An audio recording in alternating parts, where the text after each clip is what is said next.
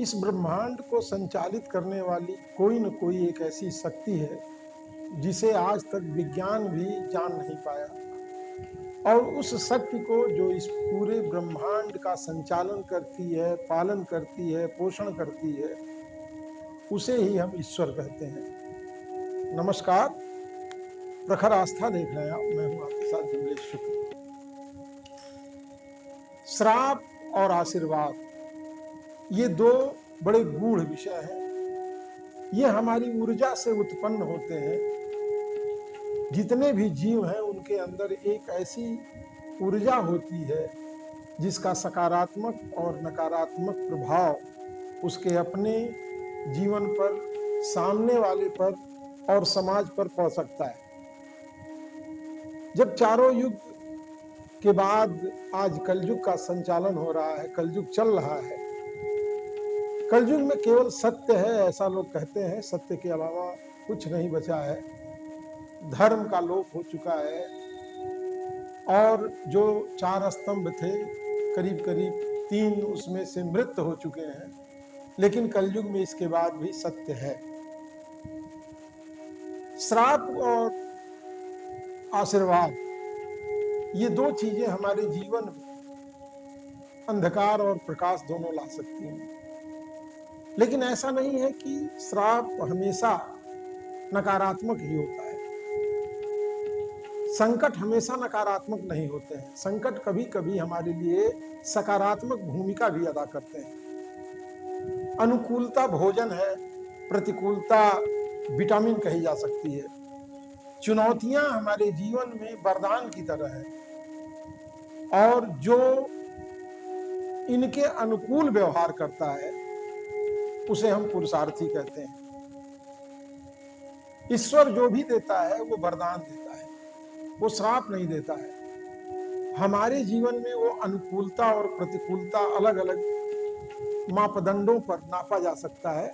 लेकिन वो अगर हमारे हिस्से में हमारे लिए कुछ बुरा लगता है तो वो भी उसका किया हुआ हमारे जीवन का कोई न कोई सुखद क्षण जरूर पैदा करता है। राजा दशरथ लंबे समय तक जब पुत्र प्राप्ति नहीं हुई, जीवन के चौथे पड़ाव में उन्हें 4 पुत्रों की प्राप्ति हुई, जिसमें से मर्यादा पुरुषोत्तम श्री राम, लक्ष्मण, भरत, शत्रुघ्न, इन 4 लोगों का जन्म हुआ। लेकिन सवाल यह है कि चौथेपन में जब वनवास का समय होता है, उस दौर में लोग चौथेपन में वनवास चले जाते थे और तब तक महाराज दशरथ को संतान नहीं हुई थी। वो बड़े चिंतित थे। लेकिन युवा अवस्था में श्रवण कुमार के पिता ने जो श्राप दिया था वो उनके हृदय की गहराइयों तक बैठा हुआ था।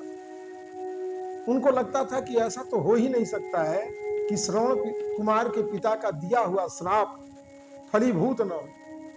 और इस उम्मीद में वो हमेशा लगे रहे कि किसी न किसी दिन हमारे आंगन में किलकारियां जरूर आएंगी।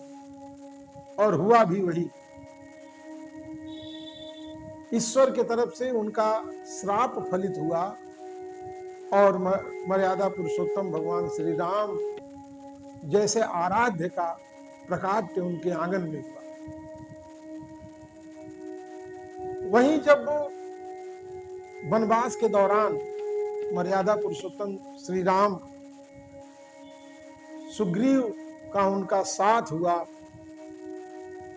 और माता सीता का हरण हो चुका था। रावण उनको हर कर लंका ले गया था। कहीं कोई सूचनाएं नहीं थी, कहीं कोई जानकारी नहीं थी। तो सुग्रीव ने सारे बंदरों को, भालुओं को मार्ग बताया कि किस तरफ, किस दिशा में क्या है, कहां क्या पड़ेगा, कहां क्या नहीं पड़ेगा, किस रास्ते से होकर कहां जाना होगा, कहां से कहां की लगभग दूरी क्या है। सुग्रीव जब ये सारी बातें वानरी सेना को बता रहे थे तो भगवान बड़े अचंभित हुए कि इतना अद्भुत ज्ञान सुग्रीव के पास कहां है। भगवान राम ने सुग्रीव से पूछा कि आखिर आपको इतना भौगोलिक ज्ञान कैसे प्राप्त हुआ? तो उन्होंने कहा कि ये भी एक संकट के दौरान ही, जब मैं बाली के भय से इस पूरे पृथ्वी पर भटक रहा था, जान के लाले पड़े हुए थे, मैं छुपने की जगह खोज रहा था, तो उस दौर में मैंने इस पूरी पृथ्वी का भ्रमण किया और मैंने ये ध्यान रखा कि किस दिशा में कितनी दूरी पर क्या क्या महत्वपूर्ण चीजें हैं, और उसके आधार पर ही मैं आगे की रणनीति बना पा रहा हूँ। लंका की दिशा भी मुझे मालूम है, कहाँ समुद्र है, कहाँ नदियां हैं, कहाँ पर्वतमालाएं हैं, ये मुझे भली भांति याद है।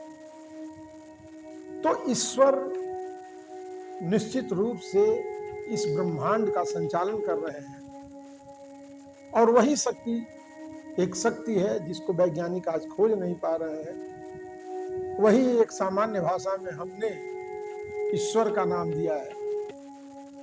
तो हमारे जीवन में जब भी कोई संकट आए तो उससे निपटने के लिए हमेशा तैयार रहना चाहिए।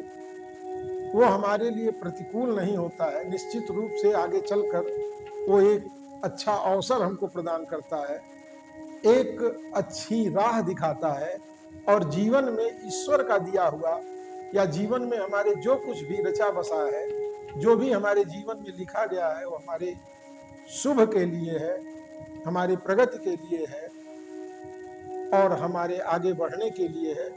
कांटे भी हमारे लिए उतने ही महत्वपूर्ण हैं जितने फूल हैं। तो ये जानकारी आपको कैसी लगी हमें कमेंट बॉक्स में बताइएगा। बाकी इस तरह की जानकारियों के लिए हमारे साथ जुड़े रहें।